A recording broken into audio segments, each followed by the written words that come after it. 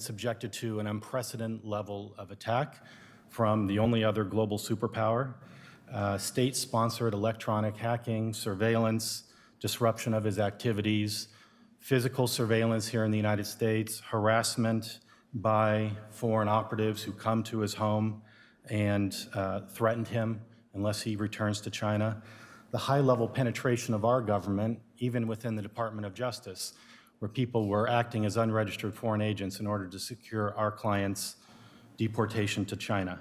Personal threats and attacks, a red notice based on trumped-up charges, a state-sponsored global disinformation campaign designed to discredit, besmirch, bankrupt, innumerable lawsuits filed against our client by CCP, Chinese Communist Party agents, and a documented effort to urge the CCP agents in the United States to call on U.S. law enforcement to take prompt action against Mr. Kwok. That comes from an FBI affidavit filed in the Eastern District of New York. And how does that, though, weigh into the calculation of whether or not,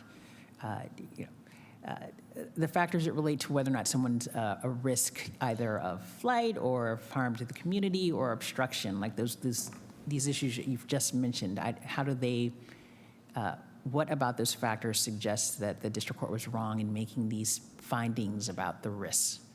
Well, first of all, it doesn't appear the district court considered any of that. And the reason why the court should have considered that is because all of these factors go to whether or not he is a flight risk, and in particular, a flight risk abroad, which has been the focus of the government's allegations. So is your argument that at the threshold question of 3142F, is it F2, that of even triggering the possibility of a detention hearing is where the flaw is, and or in the consideration of the factors, right? Because in order to, given the nature of the charges, in order to even consider detention, the court has to find either a serious risk of flight or a serious risk, essentially, of obstruction or tampering. Is your argument that at that threshold question of whether detention could even be considered, the court erred, or that the balancing of the factors was an error, or both? The balancing of the factors primarily, both, Your Honor. But my focus today is on the latter. Okay.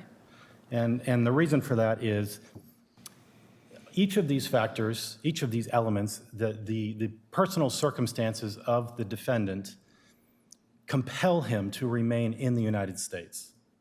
Were he to leave, were he to subject himself to either extradition from the UAE, as the government has suggested he would abscond to, or anywhere else, he would leave the umbrella of protection, limited umbrella of protection that the U.S. has provided, abandon his asylum claim, and abandon his wife and his daughter who reside here, and also abandon his son who lives in the U.K. because he couldn't go there. They have an extradition relationship with the United States.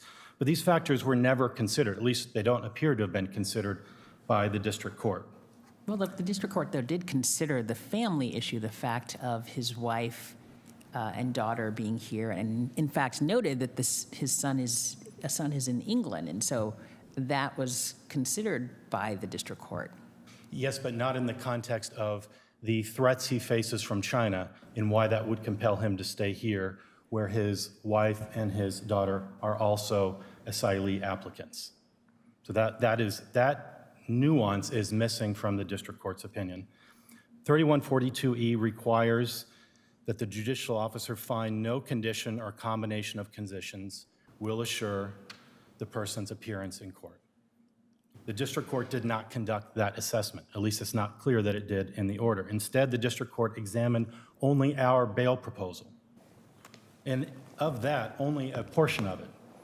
And the portion that it did consider, it dismissed without any substantive analysis at all, or very little. The court stated, the district court, that no condition or set of conditions would ensure the defendant's return to court or the safety of the community. Parroting that language is not enough. Instead of explaining why or how that is the case, the court follows that sentence with, defendant's bail package is insufficient.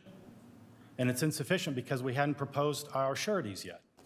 And the court speculated that we couldn't come up with any sureties that would satisfy the requirements that in our proposal, that they be vetted by the government and that they meet the court and the government's approval. We were never even given that opportunity, but the court concluded we couldn't do that. And the fact that we hadn't yet presented them should be a basis to deny bail. But wasn't the district court more focused on just the general issue of the extraordinary resources and connections, and that's part of, seemed to be a big part of what the district court was relying on? That combined with the evidence suggesting obstructive behavior even after he was under investigation. Yes, Your Honor, I'm going to, Judge Lee, I'm going to talk about that right now. The court found that past behavior of the defendant troubling, and these obstruction orders from the bankruptcy court troubling. There's no question about that. The problem here is that we fashioned a bail proposal that did not require Mr. Kwok's willingness to abide by court orders. And the government said in its papers, all the conditions we proposed require his willingness. That's not true. We took into account that concern. We proposed GPS monitoring combined with home detention, combined with severe electronic restrictions such that he could have no communication with anyone but his lawyers, and 24/7 surveillance by guards. But those guards, would they be empowered? I mean, I've probably sat in on some different table in the room, I don't know, thousands of bail hearings. And at the end of the day, it is impossible to have a release on bail that doesn't rely on a defendant's compliance. Because by definition, when you are not detained, at some level the defendant has freedom. So even in no matter how high the level of private security, unless those private security officers are somehow authorized by the government to use force to detain him, which I don't anticipate was going to be the case, or that bracelet is the first I've ever seen that wasn't capable of being cut off. At the end of the day, there is still the requirement that the defendant willingly comply. The only measure that stops that is physical restraint. So I don't understand how you can say that these conditions did not require any voluntary compliance by Mr. Kwok.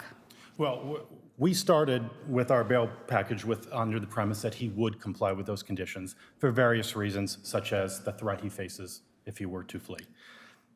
The other requirements, GPS, home detention, as the court recognized with regard to guards, it's not the same as a federal detention facility.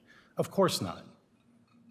But these combined together, along with the other requirements and the sureties, are sufficient. And in case such as a Sabhani case, where you had a very similarly situated defendants with extensive ties abroad, tens of millions of dollars of money abroad, the ability to flee, family members overseas, and very little connection to the U.S., the court found that that was an extreme case, but that the proposal, which mirrors closely what we're proposing, was extreme as well and was adequate to address those issues. So no, it's not a perfect solution, and detention would be as close to perfection as you can get, but that's not what's required, is perfection. No, I was picking up on your claim that the court improperly relied on this idea that voluntary compliance by the defendant was relevant.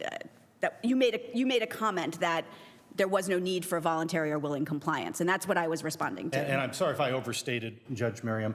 My point is that we considered both his compliance, willingness to comply with some of our package, and the fact that there's concerns that he won't, and this is a supplementary conditions such as guards, et cetera. None of that was adequately distressed by the district court as to why that would not be sufficient. And given the need for supplemental information, it sounds like you're saying, look, the district court didn't give us a chance to fully flesh out our proposal here in terms of identifying the sureties and things like that. It's not uncommon that we see postponements of bail hearings or repeated resubmissions of proposals and packages. Isn't that still available to you and your client? Well, that doesn't appear to be available based on the language of the order where the court said not only did we not propose sureties, but it could not imagine any circumstance in which— Well, but it doesn't have to imagine if you give them to the court. Well, that's true, Your Honor, but the language of the order seemed dispositive and necessary to seek this court's relief and asking the district court to reconsider that sort of absolute bar to us finding any surety that would meet those requirements. Has a trial date been set? No, Your Honor. We have a status conference next week. Date? Have you asked for an early date? We asked for trial this fall, which is exceptionally soon given the volume of evidence. The government has asked for trial next spring, 2024.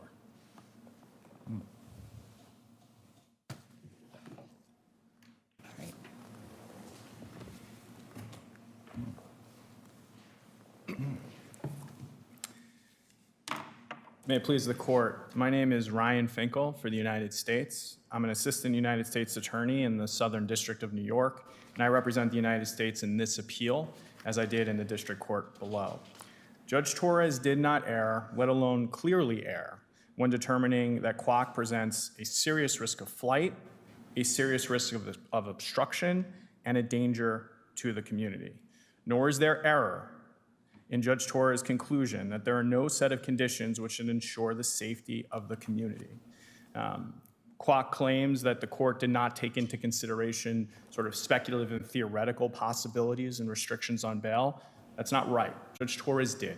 And what Judge Torres did do was look at Kwok's actions, Kwok's activities in other litigations, including decisions published by a state Supreme Court judge in New York State, Judge Ostreicher, and a federal bankruptcy court judge, Judge Manning. And Did the looking court, I'm sorry, just to jump in for a second. Did the court consider the issue of the fact that there was no flight for, I guess, some period of time, a year perhaps, after he knew he was under investigation, that during that time he remained in the United States? Was that considered by the court so far as you can tell? It was, Your Honor. In fact, Judge Torres said, and this is, I believe, page 7 of her opinion, the defendant, I'm quoting, the defendant engaged in extensive international travel after leaving China in 2015 prior to filing his application for asylum in the United States. And Judge Torres concluded that when he remained in the United States, her words, it is more likely than not that the pendency of defendant's asylum application prevented him from traveling internationally between 2017 and the present, rather than his fear of persecution. Right, no, I'm not speaking so much to persecution. I'm talking about flight in terms of avoiding these charges from the time that he knew he was under investigation, and I don't know what the year was when that became known, that there was no attempt at that point, when there was a threat of criminal action, there was no attempt to leave the United States. Judge Torres definitely considered those arguments, because those arguments were featured by counsel at the oral argument before Judge Torres and in their papers. So those arguments were certainly considered by Judge Torres. And what Judge Torres considered is, well, among other things, but to the extent those facts suggest that Kwok wasn't going to flee the United States, the government obviously has a different view, but just taking that arguendo, it also shows how much of a danger Kwok was, because he was essentially undeterrable. And these considerations, these conclusions that Judge Torres reached, Danger to do what? to continue the fraud. Can he do that from jail just as well? Well, Your Honor, I respectfully submit that if Kwok can continue to commit the fraud while in jail, then the proper place for him is to be detained, because he certainly could commit the fraud when he is released. And there is no doubt, Your Honor, I submit, that being detained in a federal system would Well, but danger usually means he'll assault somebody. I don't know that we've ever approved detention because he will defraud somebody. Have we? So this court has, Your Honor, looked at economic harm. And I would submit to the court, and Judge Torres considered both of these things, that danger arises from Kwok in two ways. One is that despite his knowledge that the SEC had issued an order essentially barring him from certain investment activities, he continued to do it. Despite the fact that the government had seized some of his financing, he continued to defraud. In fact, Your Honor, I'm not disputing, I'm not raising with you the issue of whether he will defraud, only whether that's a good reason to lock him up. So, Your Honor, this court has considered economic harm, possible economic harm, as a danger. And beyond the possible economic harm, Your Honor, there's also the harm of obstruction. And that is significant here, because unlike, I would submit, typical cases or many cases, and Judge Torres considered this, as I mentioned, other judges have found his obstructive behavior and issued opinions about that obstructive behavior. Okay. And just to give an example, Your Honor, Judge Manning, the federal bankruptcy court judge, on November 23rd, 2022, issued a TRO enjoining Kwok from essentially harassing, including protesting outside. Some of the protests became quite physical outside Paul Hastings' offices and O'Melveny and Myers' offices. These are individuals who are basically involved in civil litigation against Kwok, and enjoined him from this behavior. Days later, Kwok issued a statement in a broadcast when talking about the court-appointed bankruptcy trustee, to deal with this rogue, meaning the trustee, and I'm quoting his words, Kwok's words, "We have our rogue's ways. In a few days, you will see what would happen to him. Calamities, I can tell you guys. They will suffer calamities." Fomenting this sort of unrest, Your Honor, I submit respectfully, is dangerous. And indeed, other protested activity that Kwok has supported has resulted in physical violence undertaken at the hands of agents. And this court, in the Oriana case, has indicated that courts can consider whether someone works through agents, works as a principal, directing others sort of as a crew to either obstruct court proceedings or cause violence or cause danger or help with flight. Then, Your Honor, it goes even further. Judge Manning ultimately issued a preliminary injunction enjoining preliminarily Kwok from further activities. And 2 days after that order, just 2 days after that order, Kwok again posted on his social media outlets, encouraging his followers to file frivolous claims on the bankruptcy court docket, essentially flooding the docket to do nothing else than obstruct the proceedings in the bankruptcy court. Do you want to say a word about the round-the-clock guarding?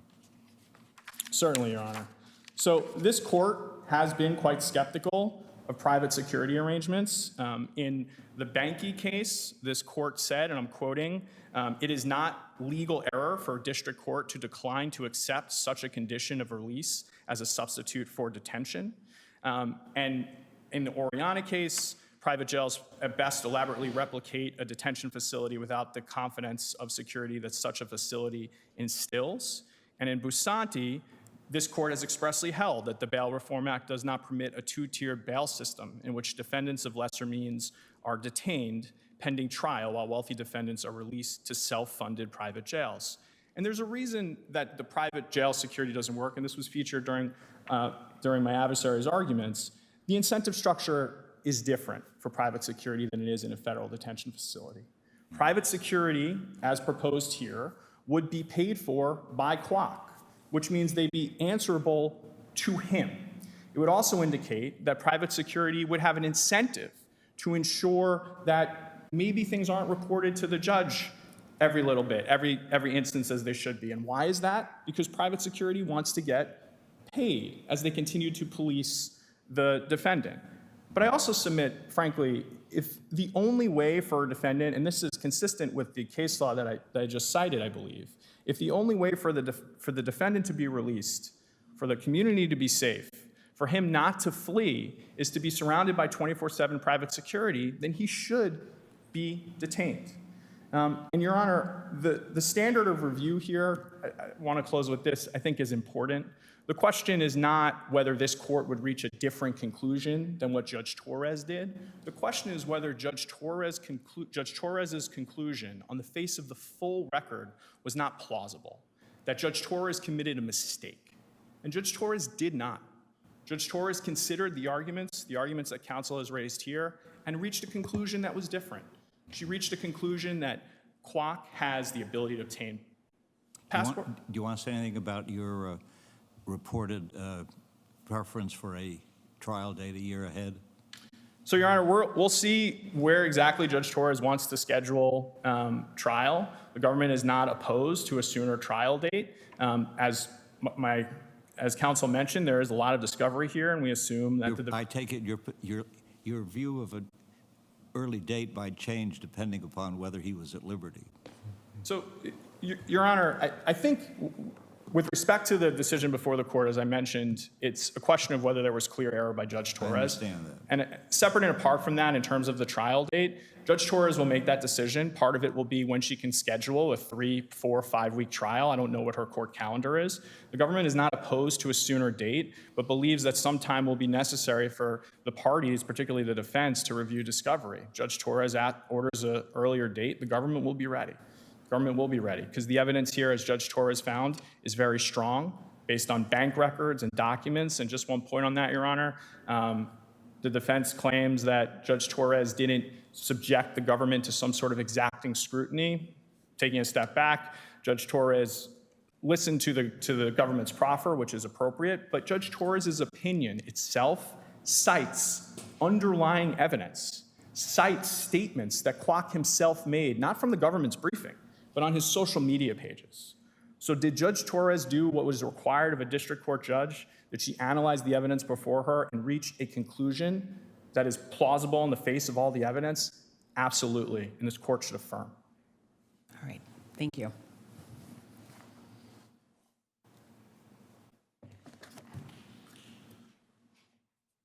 Judge Torres was required to consider all possible alternatives to preventative detention and, quote, to explain on the record the extent to which it considered any alternatives, and if so, on what basis they were rejected. Judge Torres did not do that. Judge Torres did not even consider all of our proposals, much less all of the possible proposals that could potentially secure Mr. But your Kwok's. package was before her. It was before. So are we to assume she didn't read it? I don't know. I presume that she read it, Your Honor. When you come up with a detailed package, does she have to take each item and say each one is not enough, nor in combination are they enough? Yes, Your Honor. She has to say that. She can't look at your package and say, not enough. Correct. She can't do that. Have we made that clear on a detailed package? To explain on the record the extent to which the court considered any alternatives, and if so, on what basis Any they... alternatives, I can understand that if someone comes in and says, Judge, we want bail and we think a $10,000 bond is enough. And the judge doesn't say anything, just says deny. Right. That's a pretty thin record. Correct. But when you sort of, you meet yourself coming and going a little bit. I mean, I understand. I'm not faulting you, but I understand. You want to give her the best possible package to avoid detention. And with some judges, that might be persuasive. But when it isn't, can you then fault the judge for not saying, well, I've looked at your 7-point package, and it isn't enough? Well, Judge Newman, the Barrios v. Barrios, this court's decision, says the judge must also state on the record on what basis they were rejected. And in this case, there was no statement on the record on what basis our proposals were rejected. And indeed, how is it that the concerns raised by the government are not satisfied by an absolute bar on all electronic communications, home detention, under supervision? That is extreme requirements necessary to match what they claim is an extreme risk, and we believe that was sufficient. And the court clearly erred in not even identifying why that was not sufficient clearly on the record. On that, I submit. Thank you, Your Honors. All right, thank you. We'll take it under advisement. That concludes our matters for argument this morning, so I believe we're ready to adjourn. Court is adjourned.